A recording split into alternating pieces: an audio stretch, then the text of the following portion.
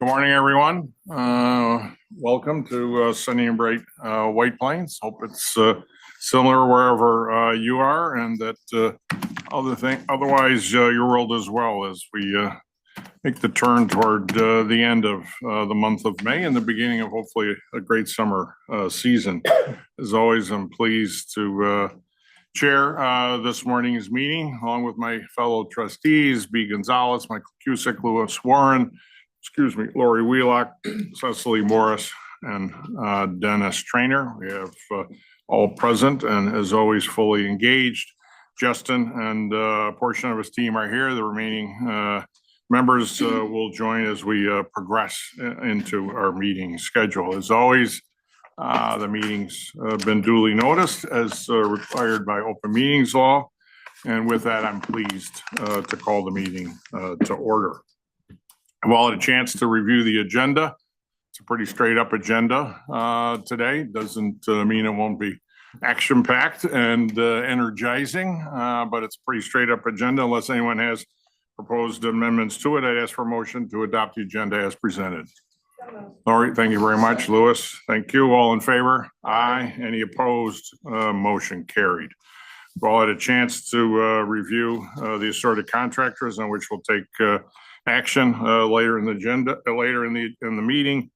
If there's any late breaking changes, make sure Karen is duly notified. As we typically do, we'll start with a limited executive session before we come back, and Justin and Joe and Adam, Alexis and the team give us a robust update on where we stand. If I could, with that, I'd ask for a motion to conduct an executive session pursuant to Section 105F of the Public Officers Law. All right, B. Michael, thank you first and second. Karen, you can sort that one out. All in favor? Aye. Aye. Any opposed? Motion carried. We will adjourn to exec session and be back with you within half hour plus or minus. Thanks very much. If I could ask for a motion to resume the meeting in open session. Thank you. Move second, third. All in favor? Aye. Any opposed? We're back in the game. As always, no votes were taken while we were in executive session. So welcome back, one and all. On site, we've got the rest of Justin's team and other members of the organization who would typically join us for what will be a good discussion on where we find ourselves as we approach mid-year. Typically, Justin will kick us off and give us a good drive-by and overview. Joe Kessler do the same from an ops standpoint. Adam Barsky will give us a good update on where we are financially and look into his crystal ball for the rest of the year. And Alexis will give us a good drive-by on the risk front and the challenges of the world around us. Committee report or two, and then we'll be good to go. So, Justin, you ready to get us going? Yeah. All right, great.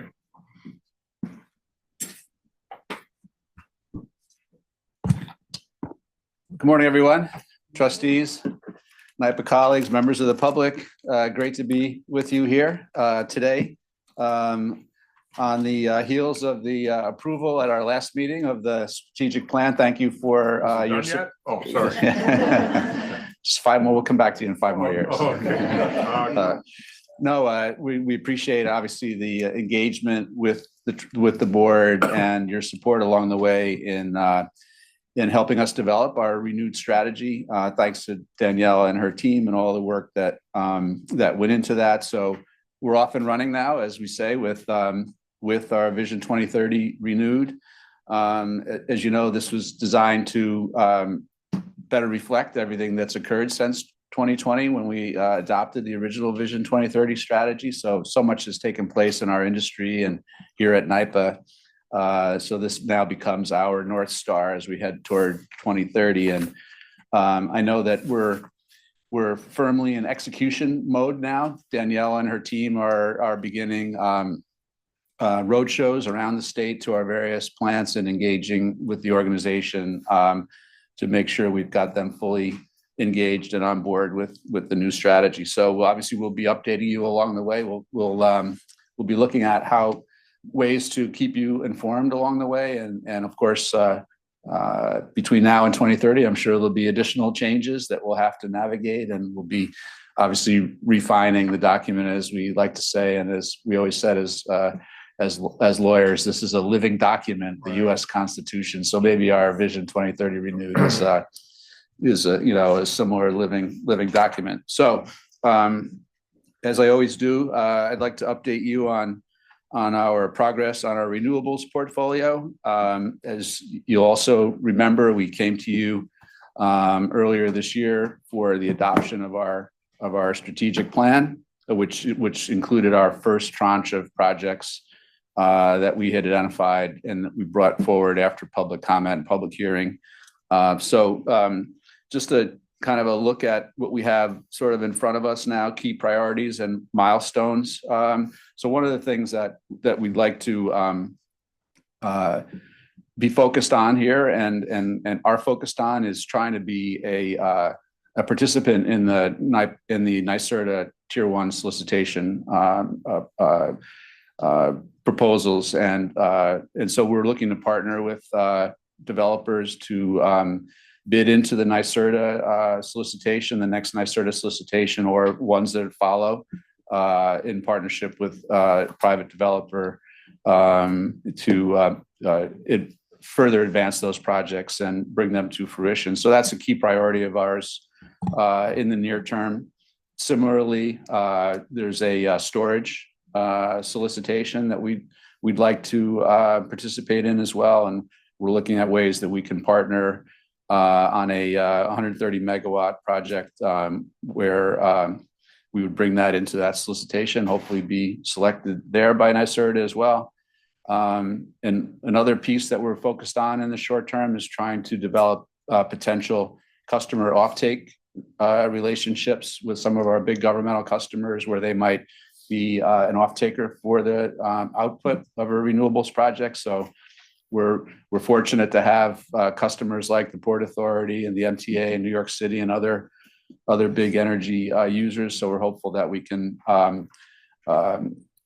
advance a customer offtake arrangement with one of those customers for the renewable projects. And a side note to that is the Public Power for Public Buildings initiative that the governor announced earlier this year, where the state buildings will agree to offtake up to 500 megawatts of power from our renewables projects. So that's going to be another focus for the remainder of the year, as is developing REACH projects. You'll recall REACH is the program where taking revenues from renewable projects and passing them on to ratepayers in disadvantaged communities through the local utility. So we just had an event in Albany and established the kind of framework for our first REACH project, the Albany Solar Landfill project. So we've created the sort of template for that work, and we hope to do more of those. So we're looking at 100% interest in a 5 megawatt project as our second REACH project, but excited about that continued work. And then we're in fatal flaw due diligence on the next tranche of projects for the amendment of the strategic plan. So we'll be going out to the public with our draft sort of a second phase of our renewables work, which is the amended strategic plan. And we're looking at roughly an additional 3 gigawatts of projects there. So we're in what we call fatal flaw due diligence with respect to those projects. Next slide, please. So you'll recall we had an exchange at the last meeting around our pipeline slide, and we've come back with a refined slide here. We're looking at it a little differently. I will say it's the same information. You've dumbed it down for me. I mean, this is okay. But we think, and just hopefully this sort of takes you through where we are with the various tranches. So in tranche one on the left, the furthest advanced projects are at the top of the stack, right? And at the bottom of the stack are the projects that are still in that final due diligence stage. But that left stack is the projects in the strategic plan. So tranche number one. And so you'll see that the 20 megawatt solar project that we announced, the Somers Solar Project, is at the top of the stack of the tranche one, or the strategic plan, initial strategic plan projects. And as you work your way down, you'll see, the lesser advanced are at the bottom of the stack. Same thing with tranche number 2, which is the projects that'll be in the amended strategic plan. And we're just in the fatal flaw analysis there with respect to those projects. So utility scale projects totaling about 2.4 gigawatts, and then distributed projects of around 700 megawatts for a total of around 3 gigawatts in that second group that will be coming back to you with at the end of the year. But after we go out with the draft plan, and then you may recall, we have to do one public hearing, and we have to put it out for public comment. So the amendment process will start in July, or late July, early August. So I know that's been anticipated, and wanted to bring you up to date there. So any questions on that slide, Chairman? Yeah, let me go back there. Make sure I got it. So the first tranche, obviously, you're pleased with the progress. Yes. I mean, surprised, disappointed. How do you evaluate how you're stepping it through? I think we're moving at pace through. Okay, feel good about that. Through both tranches, right? And this is just we're essentially in year one, right? We spent 2024 in the planning stage, if you will, and so this is year one of our development work, and so we're pleased with where we are and our performance, and we continue to add. We just added, I think, 4 or 5 new pre-qualified partners on this work. So we're getting more interest from other developers who want to partner with us on this work. And of course, we're doing our own work. We're not going to partner with private sector on every project. A lot of projects we're going to do on our own. So that work continues as well. But the work with partners and on projects that are already in the queue obviously will advance a little faster than a project that we're doing as a greenfield project that we're kind of starting from square one. So it's still too early to speculate crystal ball how much of the 3 megawatts will ultimately come to market. Yeah, I think what percentage, comes to fruition? It is. I mean, just assuming we're 100 days later. Yeah. I mean, I think our view would be that of obviously the top of the stack, those are moving along. But if you're looking at like the 2,200 in full due diligence in tranche 1, a substantial part of those will advance up the chain. So you're still projecting a higher percentage than that. Yeah, and then maybe a little bit less on tranche 2 because we're early stage in the fatal flaw early stage analysis on. So the stack on tranche 2 has no significance. It's all in early stage. Correct. Initial fatal flaw diligence. Correct. Whatever you're calling it. Right. And we've gotten through that period in tranche 1 already. So just to show how we're so advancing. Nothing's ready to pop in stage 2. Just to Correct. clarify. Correct. And to be honest with you, I think we have to get the amended plan approved on tranche 2, right? Process to get through. So we've got to get through that statutory process there first. Okay. All right. Yeah. Thanks for dumbing it down for me. Well done. Okay. So I won't spend a lot of time. This is just a kind of a Gantt chart of where we are on certain of these key priorities. So I think the key is toward the bottom. We're going to break ground on the first 100% NYPA owned project, the Somers project, late June, early July. And then, as I mentioned, we're going to come to you with our draft and go out publicly with our draft strategic plan, engage in the public comment period there, and hold a public hearing, and then come back to you. We think probably at the December meeting. We don't think we could make the September meeting. So come back to you in December for the final approval of the first amendment to the strategic plan. Current thinking on the public comment process versus? I think it's 30 days. This is a 30-day public comment period and then one public hearing, right? Yeah, one virtual hearing in the morning and then one in the afternoon. Okay. But we had obviously a multiple of that first time around. You're looking to tighten this up, narrow it down. Yeah, I mean, we're following the statutory guidelines. Yeah. So, okay. And, obviously, to your point, we've been out there publicly on our plan. And so this is just a refinement or a continuation of what we've socialized previously. Okay. Okay. Next slide, please. So just maybe a few updates on some exciting things that have been taking place here at NYPA, just to highlight a few things. So just last week, we had over 900 attendees and 59 exhibitors at the 2025 Supplier Diversity Expo, which we held here in Westchester. Tremendous showing and attendance.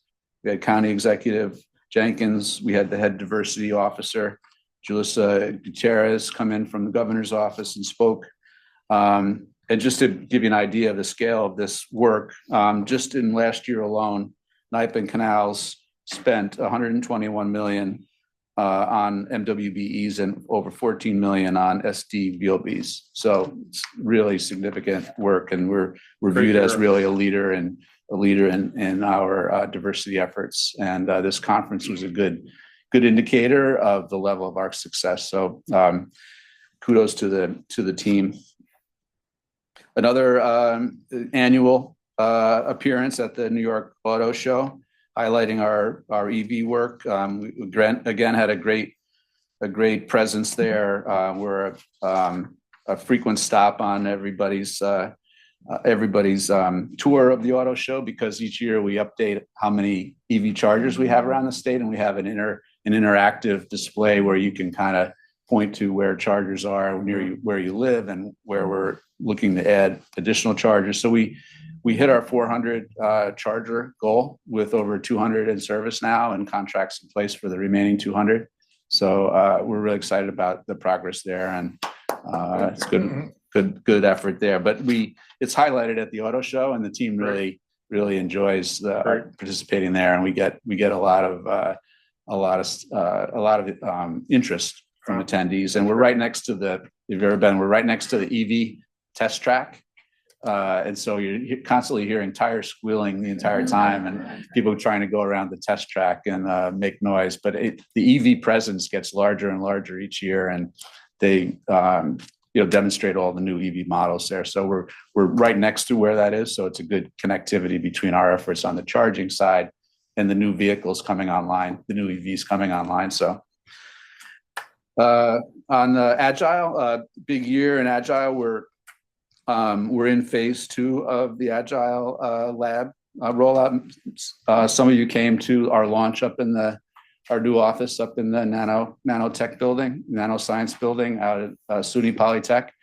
And so that's been built out now and got the team fully engaged. And you may recall we started out modeling the bulk electric system early on, and we're looking for partners to analyze how the big grid works.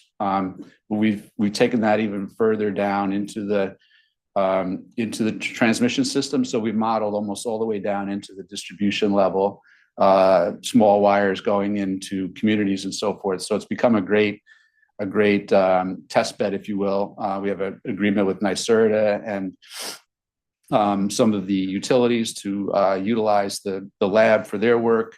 As you know, we use it for internal purposes as well. We test some of the work we're doing for customers. We do some cyber work there as well.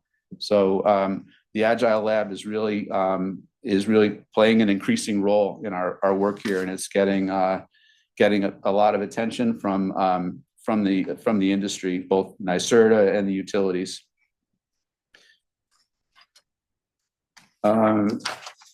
Next slide, please. Heading up to Trustee Morris's turf here in the Messina Dam decommissioning. As you may recall, the old Alcoa Power Dam has fallen into a state of disrepair, as you can see there on the left. And so we've launched, and we're just beginning the work on the stabilization of the powerhouse. We expect it to be substantially complete in 2028. But we've created a web page for the community to be able to follow the progress here. And this is a big and necessary work in the North Country. You can see what it'll look like in the future, but it's a major job, a major task we're undertaking there. So just wanted to highlight the work we're doing there. And then in terms of some accolades we've received of late, we received 2 awards from the American Public Power Association, or APPA. both on efforts that are critical to our success, safety and reliability. So we received key awards on both the safety front and the reliability front, where we continue to show national leadership among public power utilities. A couple of weeks ago, we released our small natural gas power plant transition plan, which was part of the original 2023 budget legislation. It was due in early May, and we submitted that report. And as you may recall from that legislation, we have to make two key findings in our efforts there. One, we have to make sure that obviously the plants aren't needed for reliability, and that's a determination that'll be made jointly by Con Edison, the NYSO, and the Power Authority. But also, we have to make sure that by virtue of the retirement of one of our facilities, we don't cause greater emissions, more than de minimis emissions to take place in the community. So the thinking there is that there may be older, less reliable, less efficient plants that might not be running if ours are online, but if ours are deactivated, those older plants might have to run and be called into service to keep the lights on, and that could potentially increase emissions in those areas. So we're going to do an in-depth analysis of the effect of the retirement of each of our plants and see whether that modeling will show that emissions would increase significantly or more than de minimis in those communities. So that's another key finding. And then if both of those essentially gates are cleared, then we'll file deactivation notices with the NYSO and begin the process of deactivating the plants. But at the same time, as you also know, we have a parallel track underway where we're pursuing term sheets for battery storage on many of the sites. The idea being that if those plants reach the deactivation stage, we've already got a vendor locked up with a battery storage technology or a project to be put in service in those sites. So we're trying to keep that process going while at the same time doing this analysis that we're required to do under the statute. But anyway, The latter's predicated on the former though, right? So. right, Yeah. correct. But the idea would be to be able to move quicker. Yeah, because we've got a vendor locked up, we've got a technology or a project identified and so forth. But that's going to have to sort of be in a holding pattern as we do this initial analysis that we're required to do.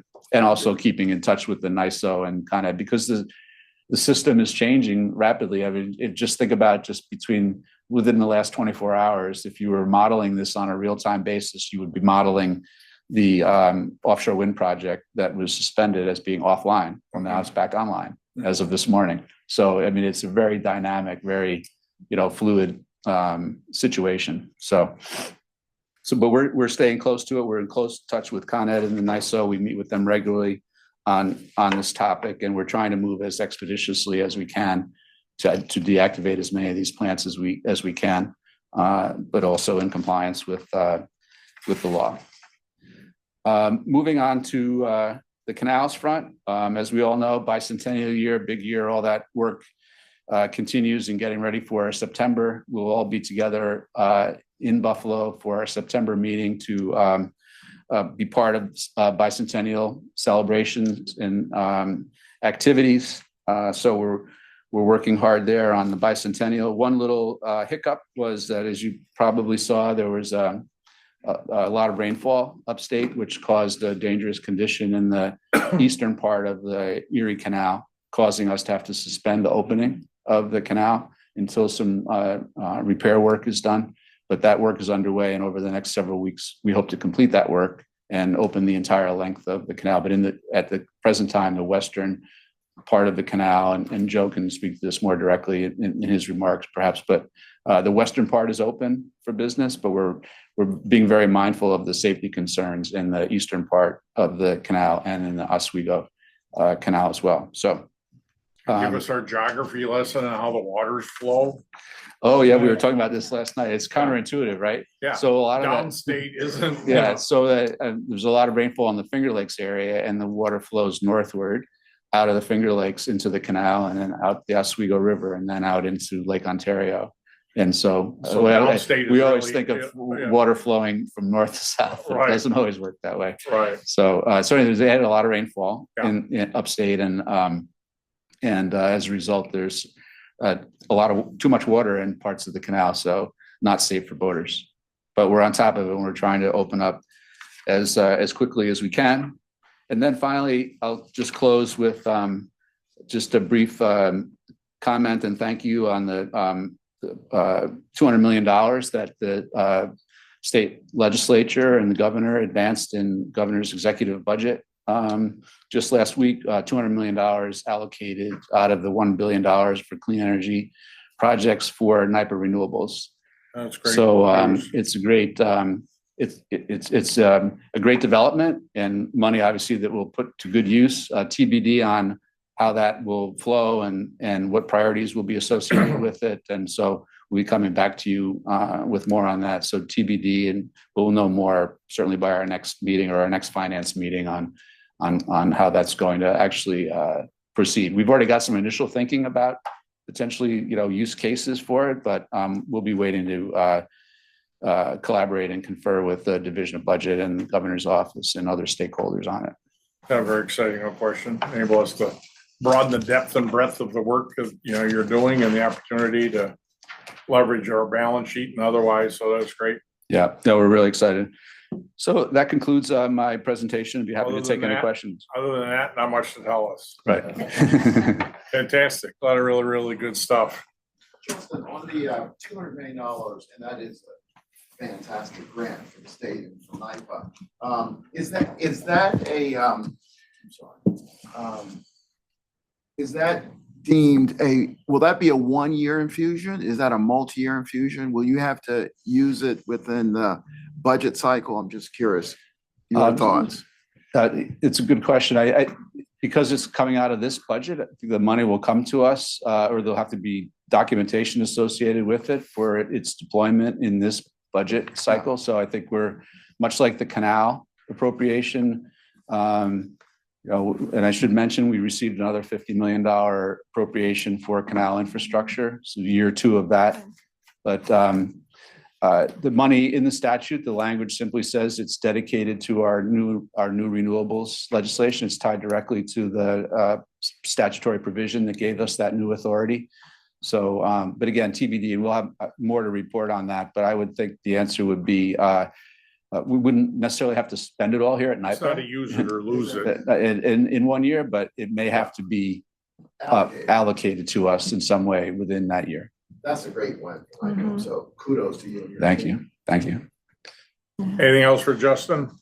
Laurie? Yeah, just a couple quick questions on the peaker transition plan and then a comment on canals.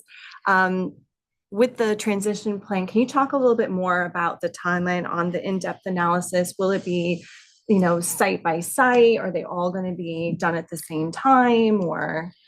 So I think the answer is a combination. I think we're going to do a site-by-site analysis, but they might be done in parallel, right? Okay. So, but we're in the process of, we already had done some preliminary analysis on this, but we want to go deeper because we want to make sure we get this right, of course.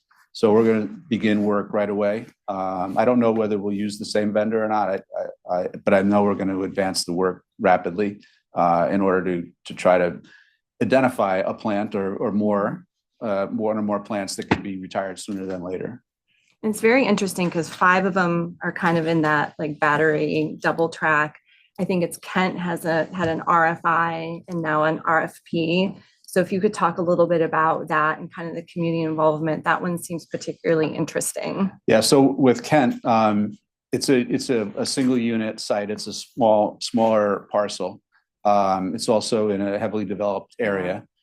So there's a lot of interest, not only for energy there, but for other development uses. Mm-hmm. So we're trying to work our way through what the best use would be. And obviously we'll work with the communities on that. So it wasn't a site that we put into the battery term sheet because we had this idea that there could be potentially other uses there, but understanding that the law says that we should prioritize energy use at the sites if we can. Mm. So we're going through that analysis with Ken. And then the other one is Vernon, where there was a history of litigation at the Vernon site where we have an agreement with adjoining landowner Silver Cup Studios that complicates that transition.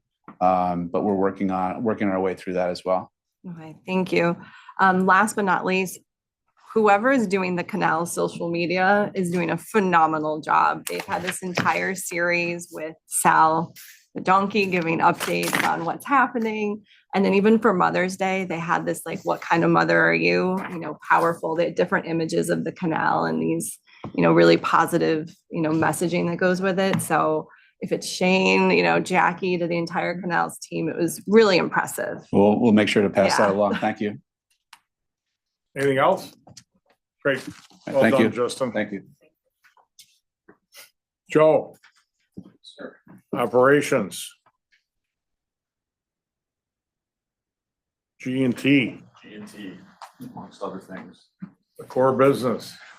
Why we exist. Thank you, Chairman, trustees, staff, and public at large watching.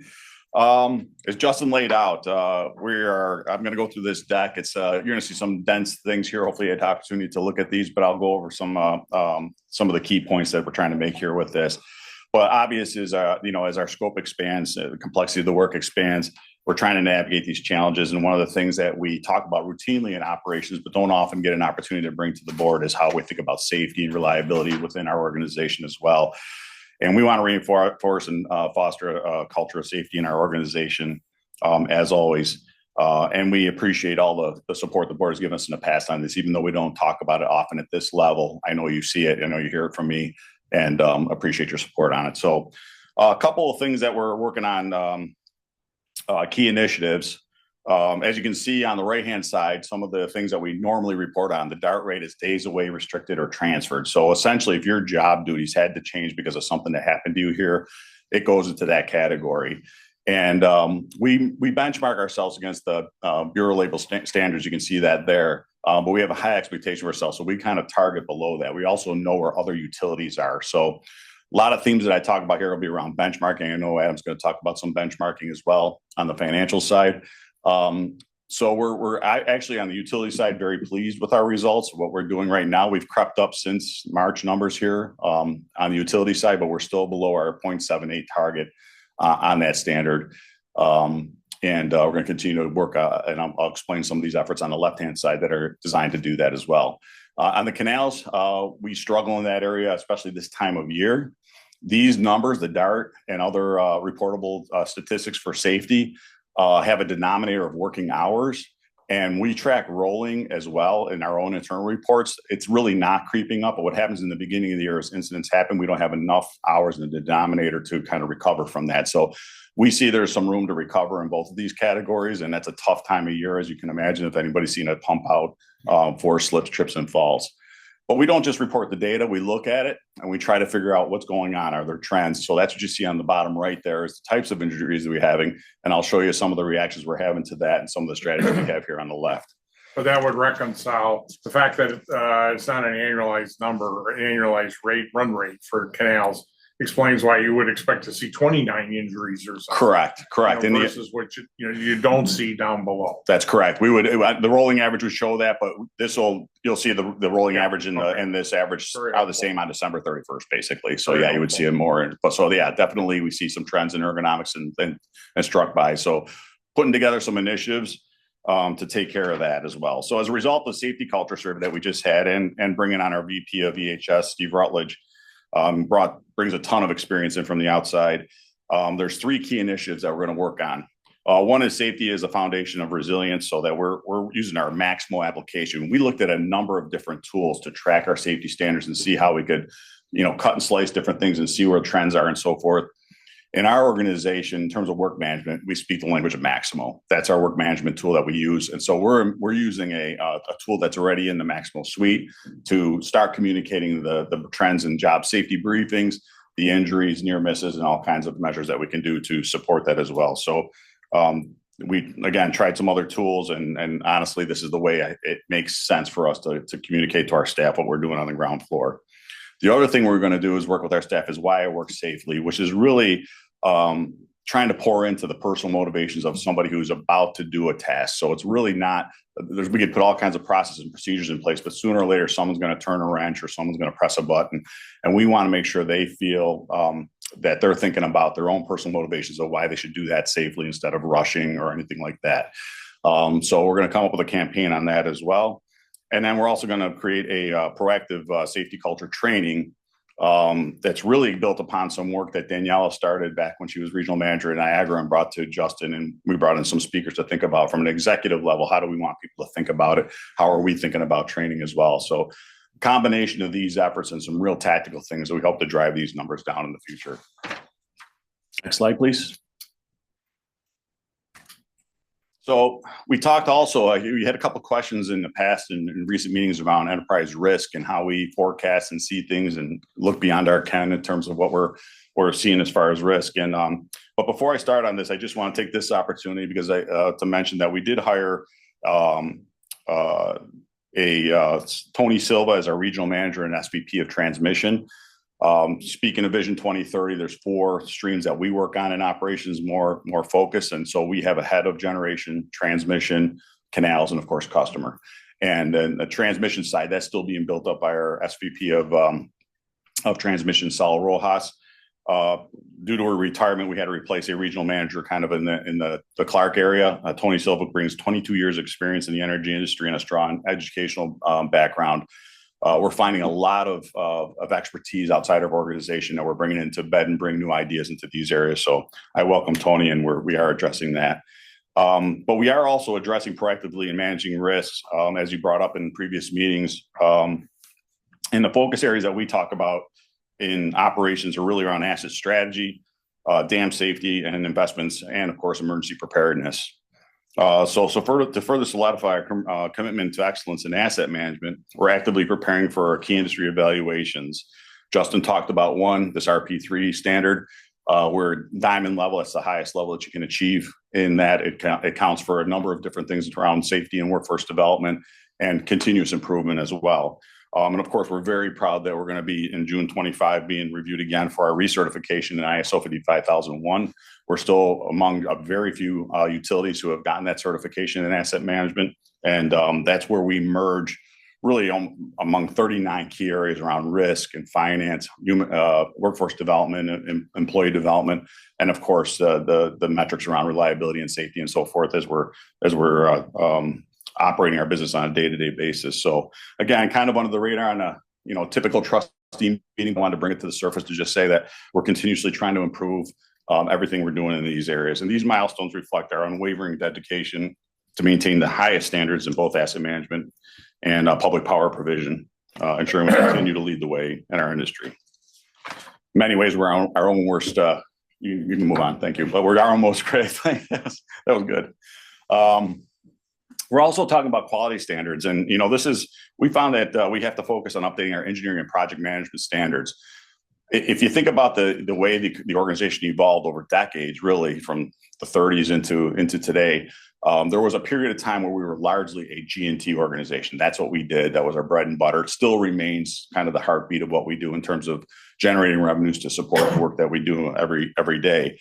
But because of that, you would think, well, you didn't have engineering standards before. Yeah, we did, but we didn't need to publish them all the time. And we didn't really need to have other people kind of complying with the way we interconnect things and so forth. So we've taken an effort to work closely with our engineering team and our chief engineer, Frank Ronci, and Trish Lombardi's group to kind of focus on this area to make sure that as we're developing projects, not only do we have the rigor of what we need in terms of the engineering standards to do what we need as we interconnect, but we also have the flexibility to support some of the nuances to different developments that may be in a more rural area instead of inside of inside the fence of a large scale generation site.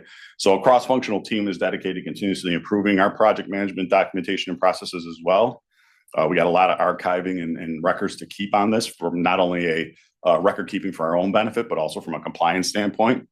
And so we're going to continue to finalize and publish project standards, evaluate and update artifacts and support documents, and establish a centralized resource center and operations to do so. And we're also continuing with our reliability center maintenance practices. We hear that abbreviation RCM a lot from our organization on the operations side. So that's, you're not just doing a recurring maintenance for the sake of doing maintenance. You're looking at condition-based monitoring. There's some things that you may spread out. We're always investigating the failures and effects modes to make sure that we're timing our maintenance appropriately to keep everything in service, but also try to predict when things may come into a failure and react and have a strategic plan around either spare parts or a maintenance practice that resolves that ahead of time. And that's become the foundation for effective maintenance activities that have the greatest impact in optimizing costs and managing risk and performance as well. So I'd like to share some project highlights that illustrate our approach to managing risk. So in the T category, the transmission category, it's one of the novel things that we've done, obviously, in recent years is the North Country Energy Storage System. We address infrastructure risk through comprehensive emergency preparedness. You may have seen on the news some of the incidents that happened in Arizona, more recently in California at Moss Landing, around some of the fires and the responses there. So we take a proactive look on this to make sure that we're not only prepared from a design standpoint. When this actually was installed, there really was not a design standard or some model standards, but we're constantly watching those evolve and modifying our protections as needed to do that. Keeping heavy focus on detection and, of course, response, working with local first responders, making sure they are trained and understand how they're going to be reacting to something like this. A lot of these rural applications will have volunteer fire companies, so we want to make sure we're taking care of all those responders and have a full understanding of what's going on. And then, of course, having a good, again, spare parts and quality control around the vendors that we use to have a good recovery when needed as well.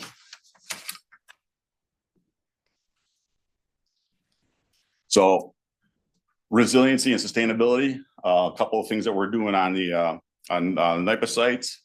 Cross-functional team was looking at NYPA-owned property. So we're basically saying walk the walk here. You know, we're asking our NYPA development team and renewables to kind of continuously look for opportunities to develop and site renewables outside our fence.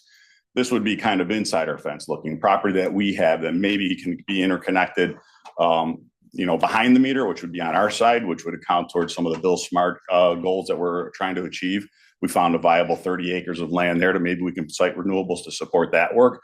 And then under the expanded authority in front of the meter, but still kind of in these underdeveloped properties that we own, where we found 177 acres of land that might be viable for projects there as well. So we're going to continue to look at those. We assessed over 8,700 acres to get to this point for myriad reasons, from, you know, wetlands and others. Some are not really viable, but we found enough here viable that we think it's worth putting a business case together and present to the team to again, walk the walk on renewables inside our fence. Next slide, please. So that would be the G. That last one was the G, the transmission, the generation. Then we got the canals. So here's something that you don't think about often around some of the sustainability efforts. We're continuously trying to weave in sustainability, biodiversity, and other aspects of our sustainability plan into what we're trying to do as well. And sometimes it's obvious because we think energy a lot. It's obvious that it's about emissions and things like that, but it's also about low carbon emissions and other things that we do. So Rockport Bridge is a good example where we had low carbon emissions from a concrete-free deck.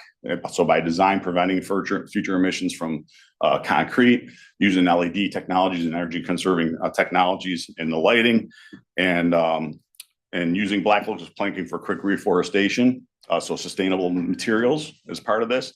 And low VOCs to make sure that the natural finish with epoxy urethane has longevity in the deck surface, but is done in a sustainable way as well. So we think about this in some of the things that you might not think of in terms of energy, but in terms of other infrastructure that we provide as well. And then the next one's kind of on the customer side. So the city of Batavia chiller and energy measures. We're supporting the city of Batavia in enhancing the McCarthy Ice Rink and the state-of-the-art chiller system, and reflecting the commitment to sustainable solutions and carbon emission reactions there. So there's some grant funding associated with this, about $1.2 million from the DEC Climate Smart Communities Grant. And the McCarthy Ice Rink operates from September through March, serving as a central hub for youth, adult, and high school programs, hosting the key community events.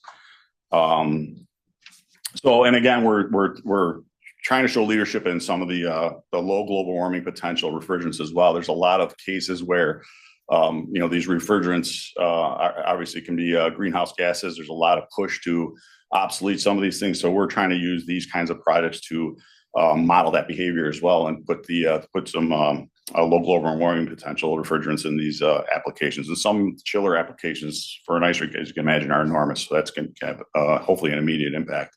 So construction is underway with completion expected by September. Ensuring the rink is operational for the upcoming season. So again, weaving in all the things that we talk about into the day-to-day operations and vice versa. Just wanted to present today to you today as an operational update. Terrific. Yeah, great work. And the Brockport Bridge, all right. All right. Get across the Bring it home. Canal. Exactly. Bring Exactly. it home. So Joe, just one question from Government's perspective. You and your team are exceptional across Thank you. the full state, generation, transmission, renewable, everything. Is there anything else you need from the board or from your, executive team to continue to do that work into 25, 26?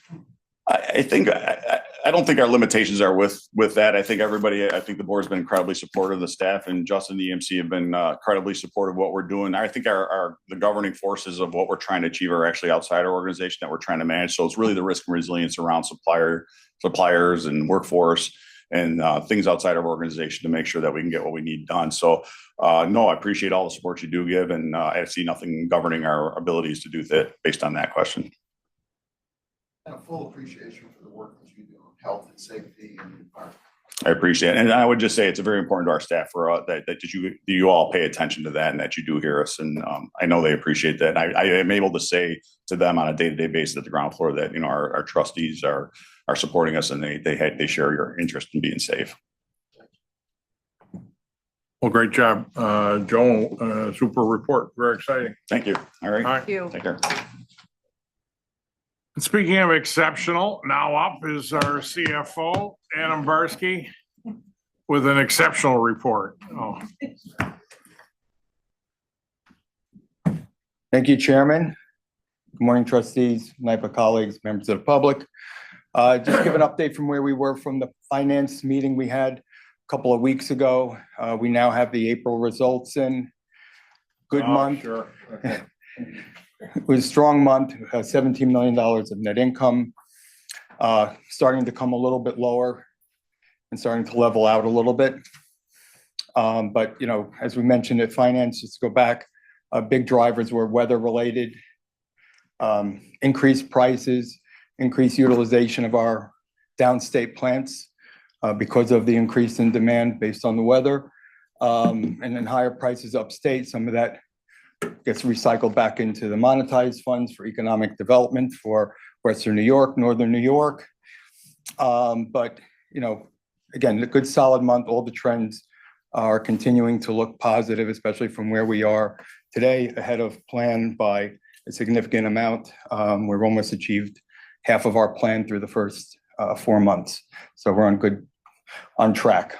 Any questions on this? No, this is a very good discussion, a week, 10 days ago. Yep. So great. So we'll go to the next is the year-end projection. At the moment, we're still keeping our year-end projection the same as it was as we reported last time during the Finance Committee meeting, but we will be coming back to you with an update to that projection. My guess today is that we'll be adjusting it upward based on the positive results that we're seeing, but we need to run it through all of our systems, our models, update for everything else that's going on, and make sure that we're on steady footing, in which I think we are. So we'll just firm that up. So you're Probably by holding next out time. on us right now? What's that? You're holding out on us right now? Well, I'm just giving you my best Yeah. Okay. crystal ball look. We got to Okay. actually run it through the whole Okay. sausage grinder process. Okay. But no, all signs are very positive. So we're in good shape, knock on wood. So not to belabor this, if there's any other questions, I mean, obviously we're looking at, what's going on in in Washington, what impacts that'll have on us, what's going on in the markets with interest rates, looking at those things as well. So always keeping our eye on what's going on around us, as we navigate through all of that.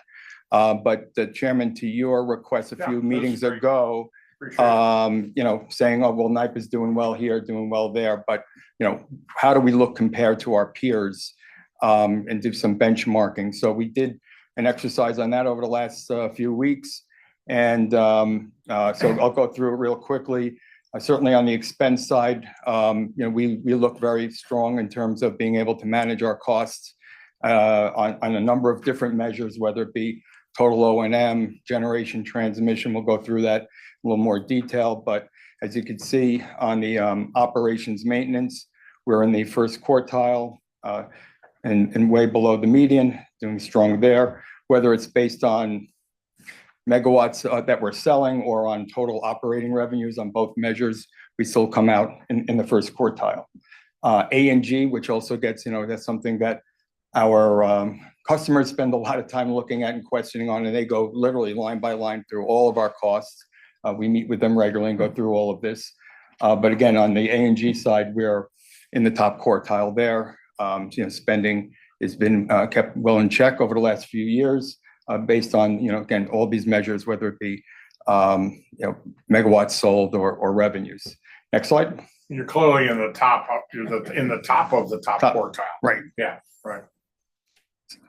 And don't want to belittle anybody else, but everybody's trying to do their part. That's why we don't really show other names here, but we'll have some others we can talk about later on. But on the generation side, there we are in the top quartile.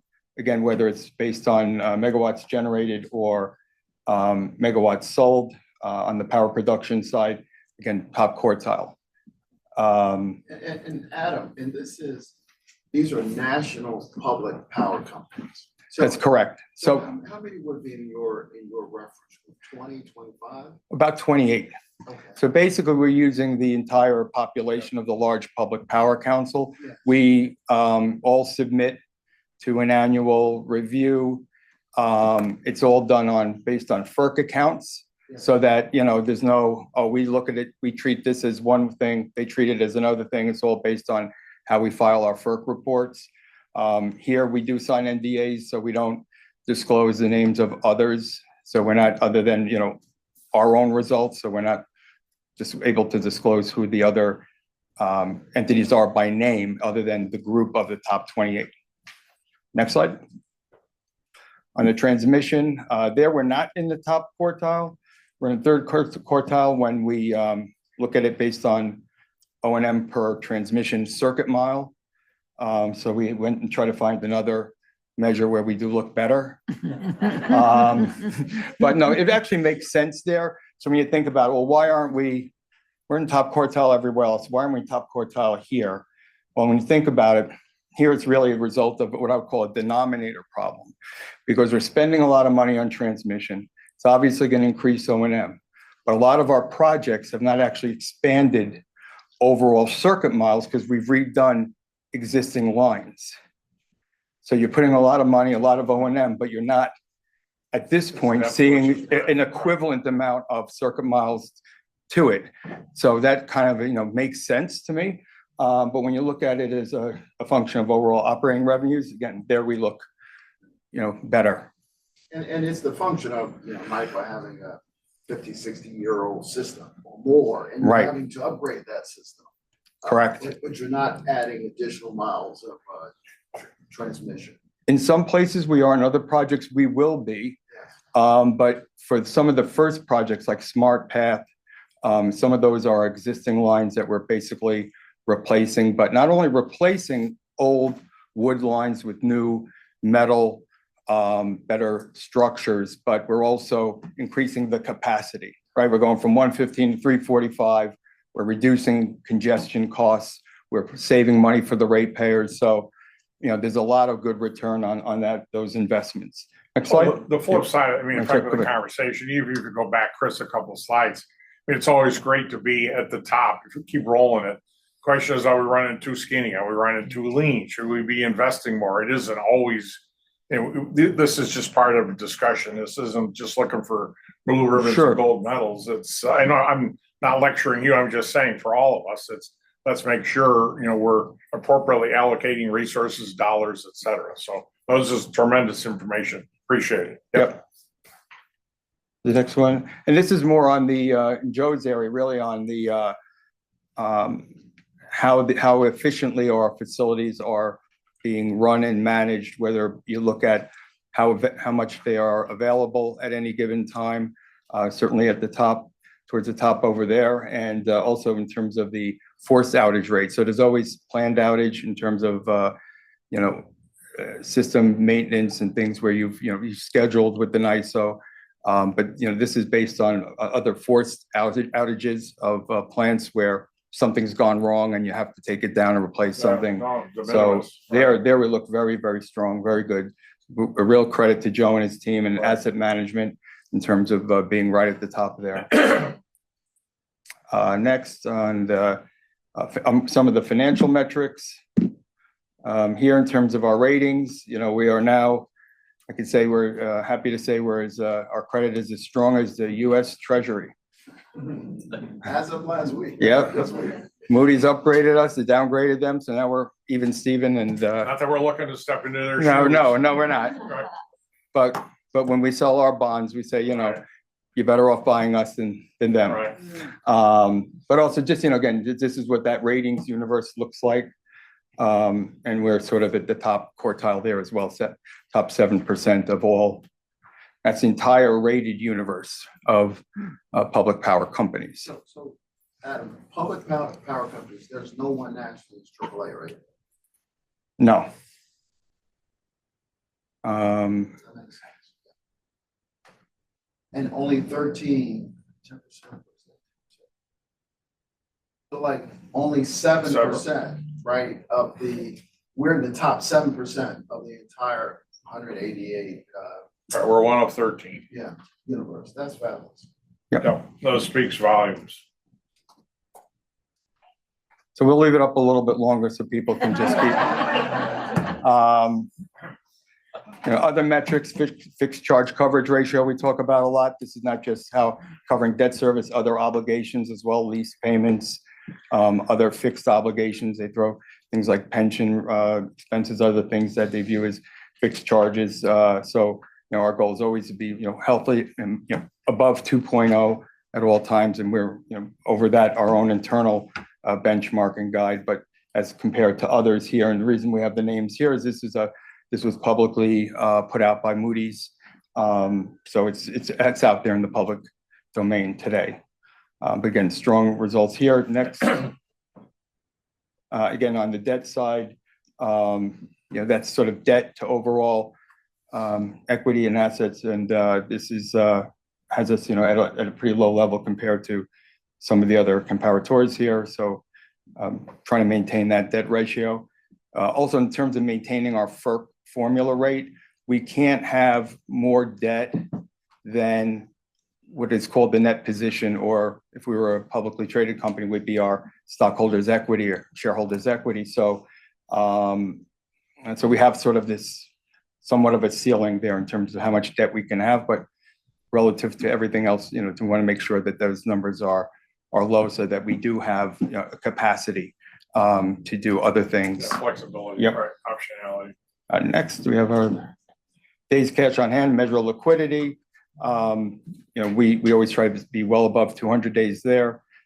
We do have a significant cash and liquidity cushion. Some of that is reserved for different commitments, but it's still cash that's available to us should we need it for liquidity. Next, I think that's it. So any other observations, questions? Yeah, first of all, thank you very much for providing that. Very, very helpful. And I think it's appropriate for us to benchmark ourselves regularly. Second question, is this information available annually? I mean, is this something we could look at on a semi-annual basis, or no, it's only really annual, that this level of information? This level is annual. Okay. And we might be always sort of like a year behind Okay. some of the peers because we're looking at our 24 information. That information with everybody else is not available today. So it's sort of, but it's giving you a good indication of where we sit. But we will participate in the survey again this year. And, as those numbers do become available, we will, make it a point to provide that as a regular update. Okay, yeah, so that's all I was just saying, make sure you get it in the loop and, that's terrific. And as we were back and forth earlier, lowest doesn't mean best, highest doesn't mean worst. So it's to make sure that you guys as an organization are looking and understand the why of it. And is there, opportunity? And, I say this to Justin, the entire team, while this is part of a finance presentation, it's really an organizational scorecard and the pride and the organization should have with this kind of report is just, fantastic. I mean, I know Absolutely. I'm telling you what you guys already know every day, but you're really, really good. Well, You no, guys are really good. It's really, it's great to see it on a piece of Yeah. paper or on a screen because we think we're doing well, but, thank you, Adam. It's gonna become my screensaver. Yeah, I was gonna say that. But no, it's just good, reaffirmation, I think, of the work we're doing. They can go on the and, cover of every presentation you make. Oh, more than, it's something to be celebrated. I mean, there's no question about it. I don't know if you guys have otherwise shared this information organizationally, whatever, but yeah, it's cause for, real pride and celebration. So I do try to keep it a little bit of a secret because I keep telling people they're spending way too much money. Yeah, okay, good. So, I don't want them to point to this and say, what are you worried about? We got Yeah. plenty of room here. Let's just Got go. cash and all the rest. Yeah, like a bunch of drunken And Joe gives sailors. you some leverage, so you can lean in, but all kidding aside, kudos, Yes. for steering and guiding the ship and Yeah. leading the team and, that's. No, as you said, it's an organizational effort and something everybody, should be proud of. So it is a good reflection. Really important that we share it with our customers, particularly because especially those that are paying rates based on costs and things like that. They want to know that, we're not overspending or we're being efficient. But in terms of even our customers that rely upon our plants availabilities because they participate in that as well, that's very meaningful to them as, additionally. So our customers, our investors, the rating agencies, everybody will find the information to be useful in a different way. And Adam, I think I've seen it in your presentation. You did a great job at one of the investor conferences. I won't say which one, but a great investor conference. But you can quantify how much, because of the financial strength, how much you save your ratepayers because the difference between AA plus and single A plus, and you can quantify that there's, based on your debt outstanding, $75-90 million of savings a year or something. Yes. It's real tangible savings. No, absolutely. And it helps. It comes through when we're, competing on projects. Because, again, based on who we are, we don't pay taxes. We're not looking to have to make, dividend payments or stock buybacks and all that kind of stuff. We can really bid what our, costs need to be. And it turns out we become a low cost provider, either for the energy. We show our customer all the savings. They're all averaging 20% or more savings than what they would pay if they were to go through an IOU. But when we're competing and putting in bids for projects, it helps us there to become the lowest cost ultimately for the ratepayer. Yeah, that's terrific. Thanks a lot. Sure, Well thank done. you. Appreciate it. And kudos, Justin, and, everyone for, validation of what we otherwise know, think, and believe. So Alexis, your turn to build on that. Obviously, managing risk effectively enables us to achieve those kind of outcomes. So It sure does, but certainly can't top what Adam just provided us all. So good morning, trustees, colleagues, and members of the public. In March, we heard about how risk considerations were fed into the strategy refresh process. Today, I'm going to focus on how the renewed strategy is actually influencing the evolution of our risk approach. And then our risk spotlight for today is going to show how we're actually putting that into action. So, oh, hey, we're on the next slide. Perfect. At the highest level and certainly the broadest, you're already aware that we updated our risk appetite. And that was to ensure that our guardrails actually reflected and aligned with the commitments that we're making in Vision 2030 Renewed. The next two items that I'm going to talk about are about now going deeper into the organization. So the risk liaison program is about bringing risk acumen and awareness and risk decision-making thinking deeper into the business units. This is going beyond just SMEs that we might tap into to help advise on our risk positioning, but it's actually bringing some risk professional development throughout the organization at that more grassroots level. We're talking also about enhanced project assessment. What we're doing here is that normally when we talk about risk appetite, we're thinking about that at the enterprise level.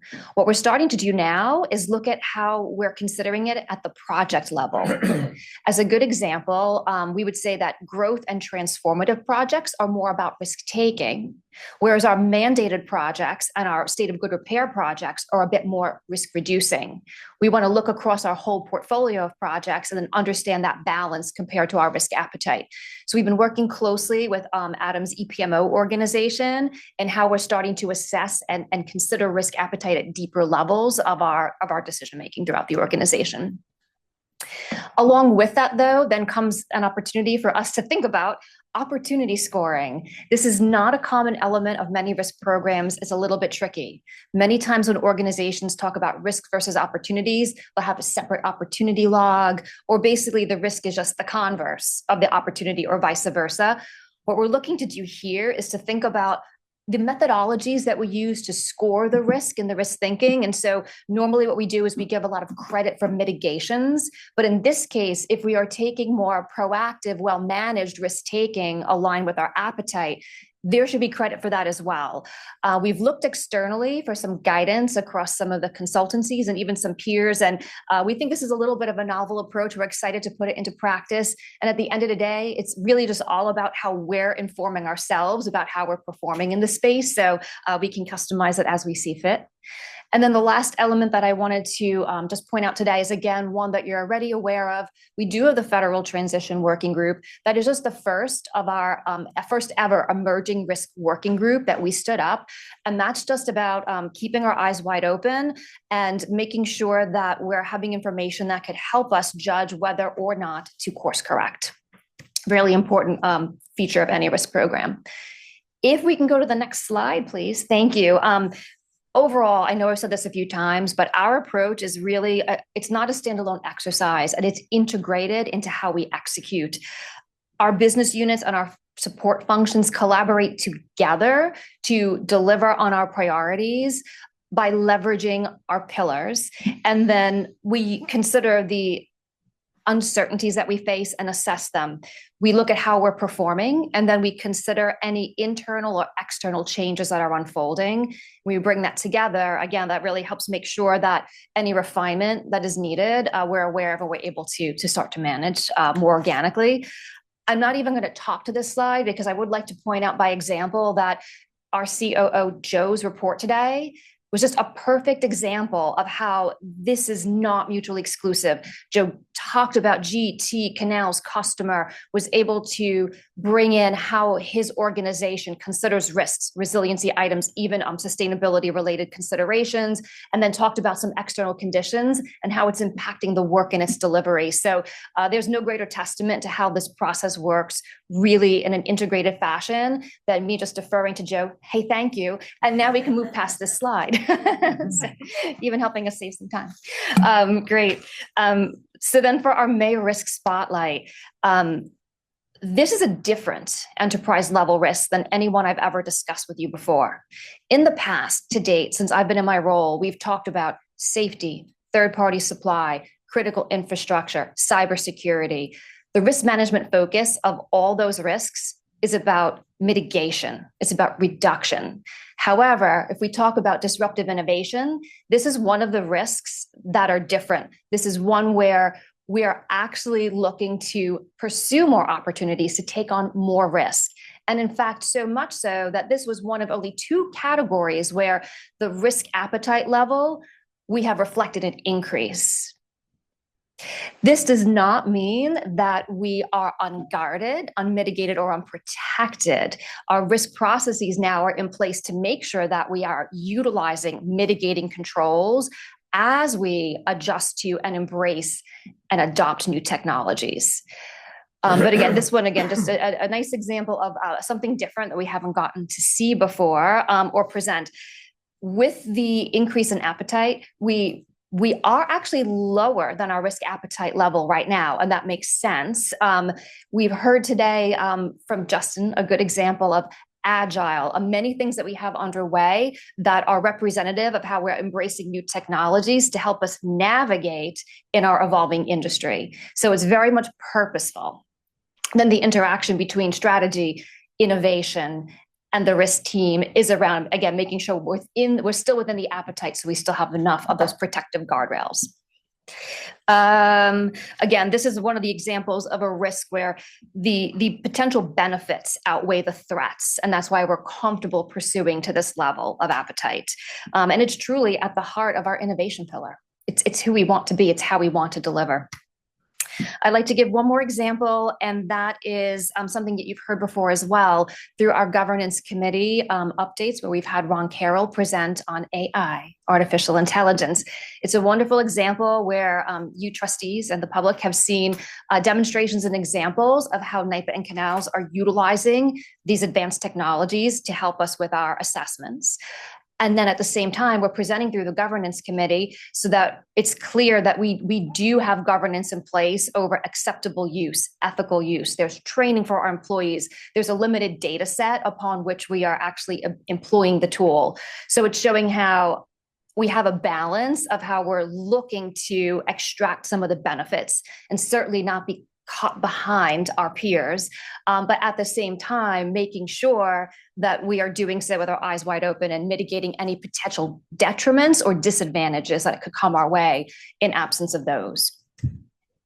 And finally, one more thing to tie back to, I just didn't want to forget to mention that this is another example of the reason why we're looking at trying to evolve some of the methodologies by which we assess our risk versus appetite here, because when you're trying to pursue more opportunities, in this case, an increasing risk score is actually positive. It's the opportunity piece of the risk, not the threatening piece of the risk. That's the positive. So we're looking to make sure that we can reflect that properly so we really have a gauge of where we're at and to make sure that we're making decisions as an organization that are truly aligned with our appetite. That's the key message that I wanted to share with you today. So I will pause for any questions. Thoughts, anyone? In this case, need to be willing to fail, you know, if we aren't failing, we aren't taking enough risk in this case, you know. Who Yes. ventures, you know, this isn't about just being successful. This is about being willing to fail and swing and miss sometimes and take enough risk to do that, keep pushing. Yeah. At least that's how I think of this one. Yes, yes. And with a great example of Agile also, right? Agile is in place because we have an evolving industry, right? What we do with something with Agile is we have a mechanism now that is technology based, but helps us to test and to validate, right? That helps us be mindful and aware before we make big investments to respond to like the wider changing energy industry without having that insight and information. And we'll also be protected. I know I did forget to mention through partnerships. We do this through our colleagues through EPRI and through APPA and LPPC. Yeah, I can just build onto that. Since you created an opening for me, Alexis. Excellent. Hi. Just to reinforce, I just want to remind folks that, you know, Justin established Innovation Office in 2023, and that was no accident. We recognize at NYPA that innovation is an enabler of success. And so when you think about what's happening in the industry today, as Alexis mentioned, there's an enormous pace of change that's happening. And so the grid is changing, our customer needs are changing, and technology is advancing. So we need to be responsive to that. And so we do this, and one example is, Alexis mentioned, we have the Federal Transition Working Group, but we have to stay abreast of these changes. And so, for example, we've established an Emerging Technology Working Group at NYPA, and through that group, we assess how technology is changing that impacts us and our customers. And one example of that is around, for example, nuclear. That's something that last year the group took a look at to help inform the organization and leadership about the technology, who the players are. So we are staying ahead of that. We're also partnering with our customer group on customer pilots, for example, when it comes to thermal energy storage, different types of storage. That's really important for the transition. And so we partner with the customer team on piloting technology, and we have several active projects now. So just to highlight that we are making those trade-offs, that we are scanning the horizon, we are aware of the changes, and we're stepping out in a measured way, exploring these opportunities to capture the value. So I think it's a great example. And lastly, I just want to touch on, you know, there's a top-down approach and a bottom-up approach. So top-down, we talk about the areas of business like business development, but from a bottoms up, we're enabling employee innovation. And so we've relaunched Eureka I'm sure you remember the Eureka program. And so tomorrow we'll have our first pitch session where employees have a chance to bring their ideas forward and seek the support of leadership to implement ideas that really can transform the organization, can support our customers. So just wanted to add on to that. That's Thank you, okay. Alexis. Thank you. Hey. Again, Joe and Daniela, thank you. Perfect. I won't be here next time. Anything else for Alexis? Great, thanks so much, Awesome, thank appreciate you. Thank you. it.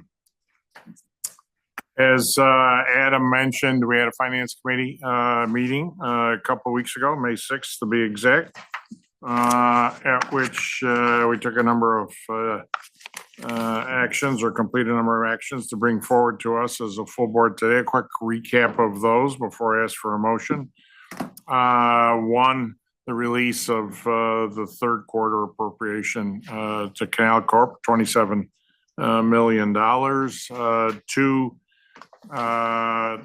recommend the extension of two revolving credit agreements totaling $950 million to give us some flexibility, optionality, safety net as needed to enhance balance sheet management for Adam and the team. Three, what we hope and expect is final approval to complete Smart Path Connect project, an additional almost $43 million.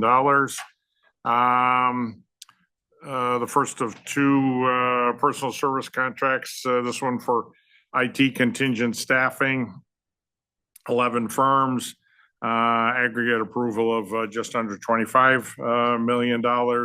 And the second one for legal services, 25 firms were approved for upwards of $35 million each over the next 5 years. And then lastly, authorized approval and release of not to exceed $5 million to support the agricultural consumer electricity discount program. So unless anyone has any further thoughts, comments, or questions regarding any of those, I'd ask for motion to adopt them. All right, thanks, Dennis. Michael, second. All in favor? Aye. Any opposed? Motion carried.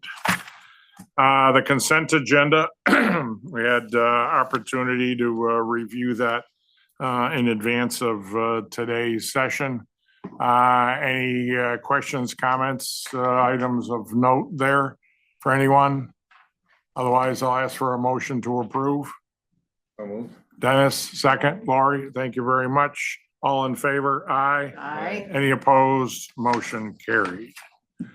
And unless there's other matters to come before us, that otherwise completes our agenda for today. An early close as promised, one and all. We're back together in full board session at the tail end of July, ahead of our road trip in September to Buffalo. We'll all be back together in between for assorted committee meetings, but July 29th is our next full board meeting back here in what will then be balmy White Plains in the middle of summer season. So, Karina. Chairman, if I can share while we were here, Forbes announced its Late breaking news. Best This is America's- breaking news across the It screen. is. Chris, don't we have a breaking news slide? I mean, put that in your hopper for next one. Breaking news.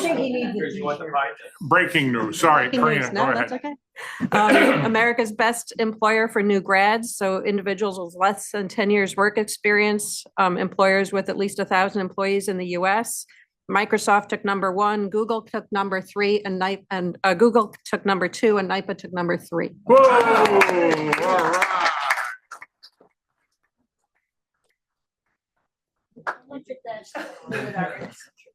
That is fabulous. Yeah. That's a good question to ask her. Yeah, no, that's cool. And we're closing fast. Look out, Google and Microsoft. Don't look in the rearview mirror because we're coming.